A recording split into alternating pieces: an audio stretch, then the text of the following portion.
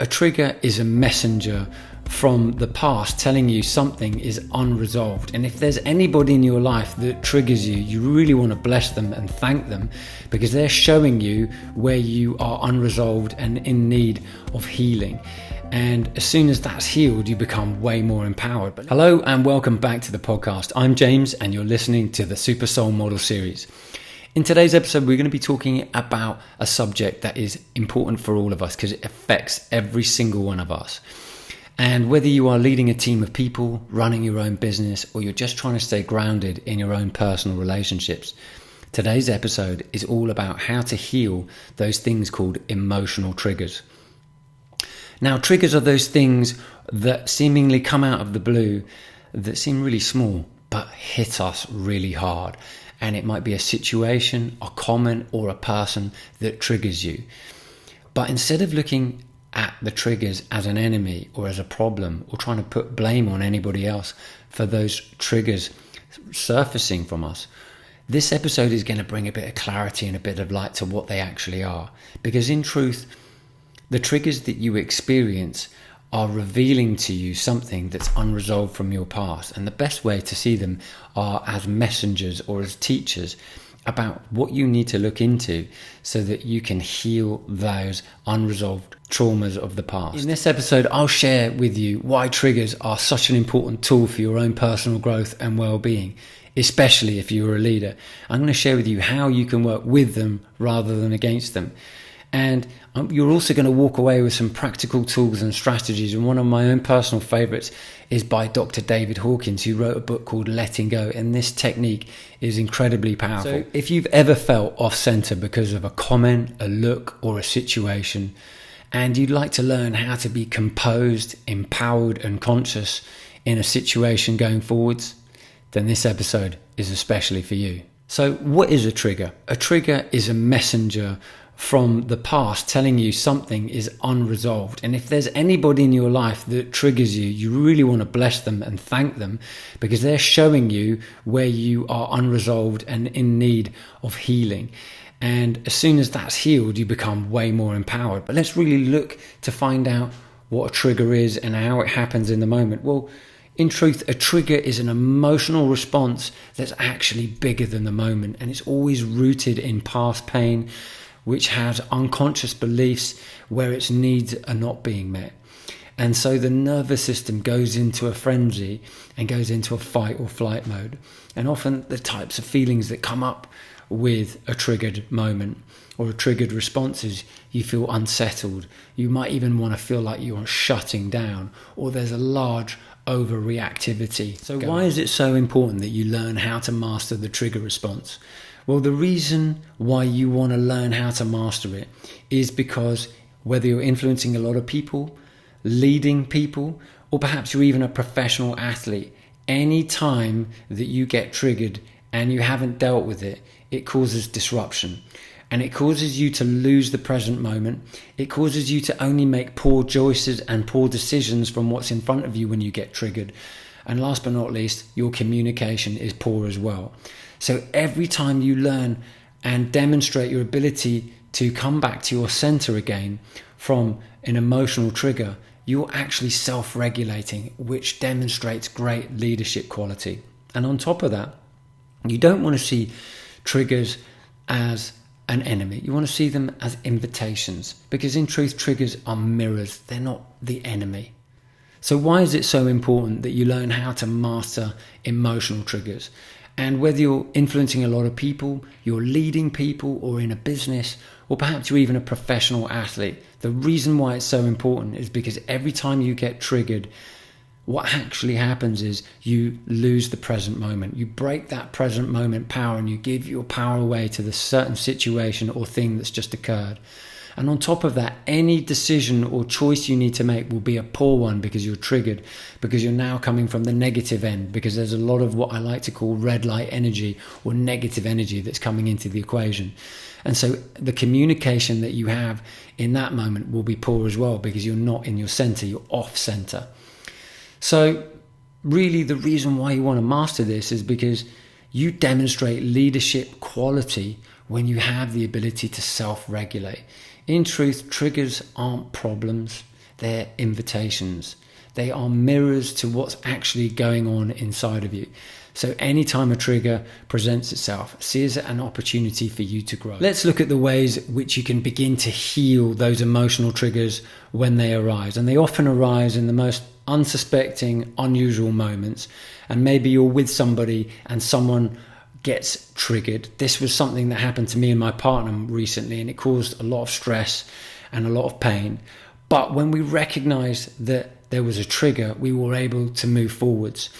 And this was a profound, empowering moment. And you could be having this in a personal relationship like I did, or you could be having it in a business, or you could be actually having a sporting moment where you're triggered because someone has said something and it triggers a response that makes you lose your center. And I like to call this method a 3-part method for healing these emotional triggers. And the first part of the method is the awareness, having the awareness that the trigger has presented itself and it is a trigger. The second is the pause and invitation to have a real deep look at it. And the third part are the practical tools for the healing and the self-regulation. So let's look at the first part, the awareness. So the cues that we need to understand about awareness is notice the moment and how you're feeling emotionally charged. How are you feeling? Are you feeling tense? Is your heart beating really quickly? Is there shallow breathing? Say internally, I'm feeling triggered right now and it's okay. And when you say that to yourself, what you're doing is accepting it. You're accepting it, which allows things to move through you, because every time you don't accept something, you push away the responsibility to heal. And healing comes from feeling whole. And wholeness means that you're a creator, not a victim. And any time you feel victimized, you're not taking ownership of the challenge or the trigger that's actually happening in the moment. So in order to move through it, saying that I'm feeling triggered right now and it's okay, is allowing that to just sit with you, even if it feels uncomfortable. And last but not least, this part of the method, the first part of the awareness, is to stay out the story and make zero judgment on what's happening, even if it's uncomfortable. Because when we judge what's happening, we actually slow the energy for healing right down. So the second part of the method of healing your emotional triggers is to have moments of pause to investigate. And that means you have a moment to look at the situation rather than be in it. And when we're able to separate ourselves and look at the situation of why the trigger happens by asking a series of good questions, we will get answers that will leave breadcrumbs to our solutions and our healing. And the first question you might wish to ask yourself is, what's this thing really all about anyway? Because you might not know, because something small has triggered your response or somebody else's response. And when you ask that, you want to ask yourself, what's this really all about?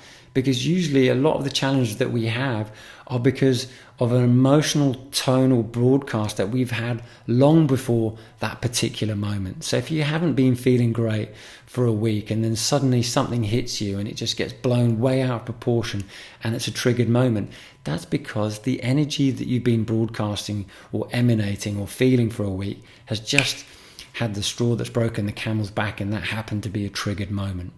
So by asking yourself, what's this really all about? You're going to gain a great deal of clarity. Second of all, you could ask yourself, where have I felt this before? That will leave amazing clues. And has this situation or anybody mirrored back this feeling that I'm feeling now in another situation? That will give you clarity where you felt like that before. Because a triggered response is where you felt something where your needs were not met in the moment. Because a lot of our core problems and challenges and wounds come from rejection and abandonment. These leave massive wounds and triggered responses when someone abandons us or rejects us and we don't feel great. So we desperately want to find a way to have control and certainty. But the real wounds that happen when a story or a situation has shown us that we're not enough, we're not safe, we're not seen, we're not being heard, we're not being acknowledged. Because these are essential parts of our own human psyche and well-being, to feel seen, heard, acknowledged, which means to be seen, heard and loved, essentially. And when we're welcomed like that, we feel whole. And when we don't, we become triggered. So taking time to have pause and investigation by asking a series of good questions will let you know why the trigger has happened in the first place. So let's look at some practical tools you can heal those triggers with. The first is to understand what's actually happening to your nervous system. Your nervous system has been disrupted because you've been triggered, which means there's a stress response. Usually when we've got a stress response from a trigger, we begin to breathe really in a shallow manner, and we can change that and reset the system, reboot the system, if you will, by changing the way we breathe. And a really simple practical tool that you could do is breathe in for 4, hold for 4, and exhale between 6 and 8 seconds. And if you do this for about 5 to 10 rounds, you begin to reset your nervous system, which means you begin to see the green lights again. That heavy stress response begins to dwindle. You begin to feel in your center again. Now, it's really important that you do this because this self-regulation helps you see the green lights again. Not immediately, but it's going to begin to regulate that nervous system. So breathe in for 4, hold for 4, and exhale between 6 and 8 seconds, however good your lung capacity is. Because when you exhale for longer than you inhale, what it's actually doing is it's calming the nervous system.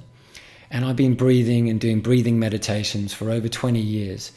And even when I get a trigger response, I notice that the breath is the first thing you need to go to. Now, the second practical healing tool that you can utilize is grounding. And grounding is just getting a part of your body in touch with the earth. Maybe it's your feet on the sand, maybe you're lying down on the sand, or just walking on the earth and spending a fair amount of time in nature, particularly exposed and touching nature with your flesh, because what's actually happening is you're picking up negative ions, and those negative ions is boosting serotonin and reducing cortisol. So anytime you are immersed and communicating with nature, it grounds you and brings you back to the earth element, which means you're out of your mind, because every trigger response is in the mind. And what you actually need to do every time you're triggered is come back down into the body. And one of the best ways you can do that is by grounding and earthing. I recently had a challenge with my partner, so we decided that we'd meet at the beach. What a wonderful place to have a healing conversation at the beach, because we're both grounded. So anytime we've had a trouble in the past, we've always gone to the beach to have a conversation, and we've always come out feeling better and reconnected. And so grounding helps you get out of your head and back into your body, in touch and in harmony with the earth again. Because usually what happens is the frequency of your brain when you're stressed is different to the frequency of the earth.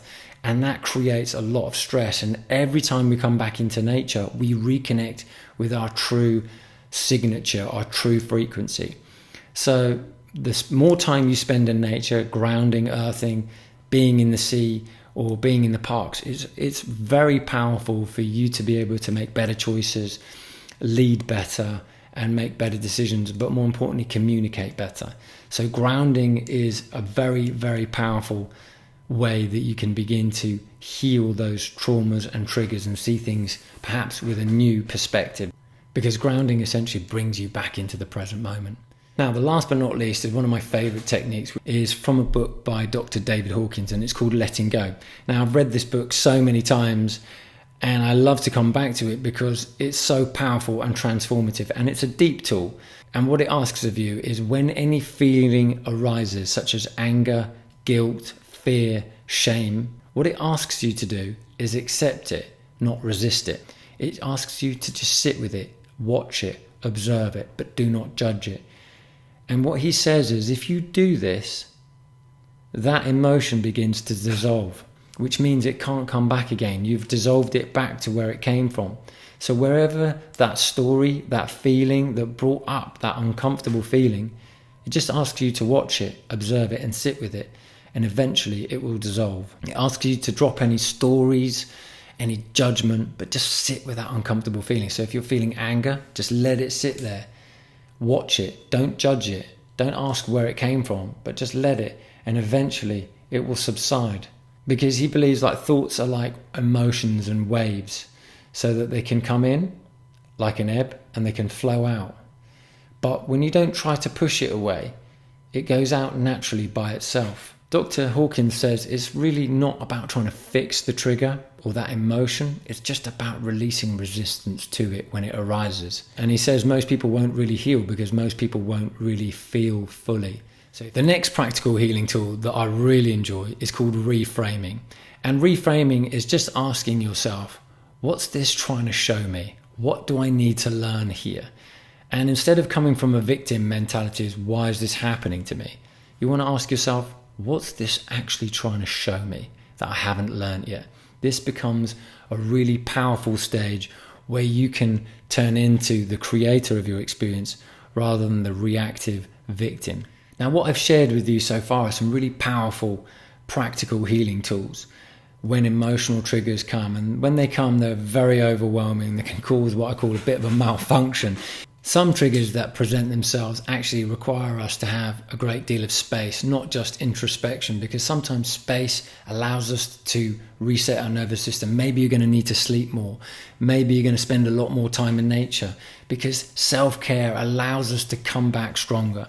And the more conscious you are as a human being, when a trigger presents itself, you're going to be able to rewire that nervous system more quickly when you notice a trigger. And this is really powerful. Now, I'm not asking anybody to be perfect here, but anytime a trigger comes up, what are you going to do about it? Are you going to witness it, or are you going to turn into the victim? Because this is really important. Anytime a trigger presents itself, it's an opportunity for you to grow as a human being. In fact, usually in loving, romantic, intimate relationships, the triggers that are presented from one partner to the next are one of the greatest callings to love. And if someone's willing to do the work, you're in the right relationship. But if you're not, perhaps you need to move on, because your personal peace is so important. And what's important about learning how to master your emotional triggers is that it actually helps you become a calmer, more grounded human being. And that's a lot of the practical tools that we've mentioned today, the grounding, the breathing. When you can become calmer, you can lead greater, and you can lead more people by making better choices and better decision making.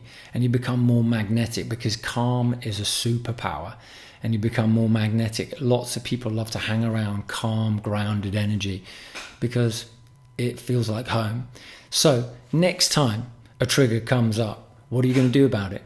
And can you learn from it? Can you learn how to reset your nervous system? And I've shared with you all the ways you can do that today. So I'm going to give you a little challenge this week. If a trigger arises, pause, breathe, and do that letting go technique by David Hawkins, which is allow the emotion to come up, don't judge it, sit with it until it dissolves by itself. You don't judge it, you don't look at it, you don't try and play a story with it. You just allow that feeling to come up and let it go and let it dissolve naturally by itself. Because when you don't resist that feeling, you're able to feel more fully. That makes you more powerful. And the other thing you could do is, when a trigger comes up, is saying, what's it trying to teach me? What's the mirror here? What can I learn from this experience? Because this puts you back in the driving seat of your life rather than being reactive. Because the more we can demonstrate that we can respond, which is conscious, rather than react, which is unconscious, we become more evolved human beings. And the more evolved you become, the more green lights you get to see in life. And that is when we create a new earth around us. And your life will be so much more rewarding and satisfying in your personal relationships, because you have done the work. You have dealt with some of those old unconscious stories that have created pain that you've never had a look at.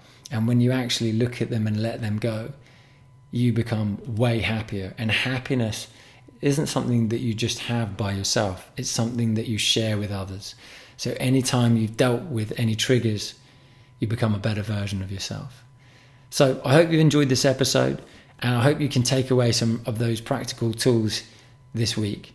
Because every time you begin to work on you and improve you, you leave the world a better place because of your energy.